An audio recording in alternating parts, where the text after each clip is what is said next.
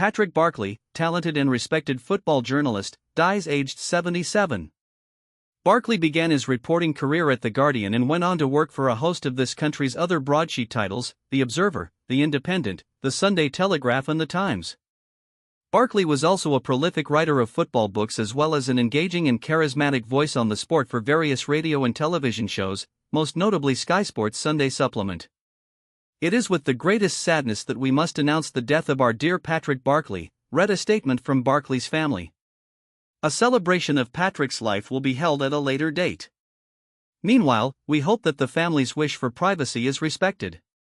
Born and raised in Dundee and a fan of Dundee FC, Barclay joined The Guardian as a sub-editor from the city's Evening Telegraph newspaper in the 1970s, before becoming a football writer. He worked alongside The Guardian's football correspondent, David Lacey. When The Independent launched in 1986, Barclay became the paper's first football correspondent. He moved to The Observer in 1991 and 5 years later became football correspondent for the Sunday Telegraph, a post he held until 2008. A year later, Barclay became The Times' chief football commentator and remained in that role until December 2011. A year later, he began writing for the Evening Standard, the last newspaper he worked for. Overall, Barclay covered 7 World Cups, 8 European Championships and 4 Africa Cup of Nations, as well as serving as chairman of the Football Writers Association. Barclay's most acclaimed book was probably his 2005 profile of Jose Mourinho, Anatomy of a Winner. His other titles include Bloody Hell, the biography of Alex Ferguson, the life and times of Herbert Chapman and Sir Matt Busby, the man who made a football club. The latter was shortlisted for the Cross Football Book of the Year at the Sports Book of the Year Awards in 2017.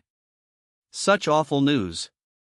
Paddy Barclay has died, wrote the football journalist Filippo Player on Blue Sky.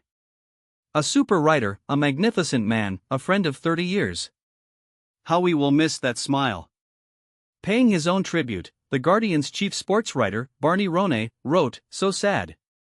He was very nice to me as a new person on the beat many years ago. Always remembered that. And always just so funny." Manchester United also paid tribute to Barclay. Paddy will always be held in great esteem by everyone at Manchester United and we send our sympathies to his loved ones at this time, read a statement by the club. Everton and Fulham were among the other clubs to pay tribute to Barclay.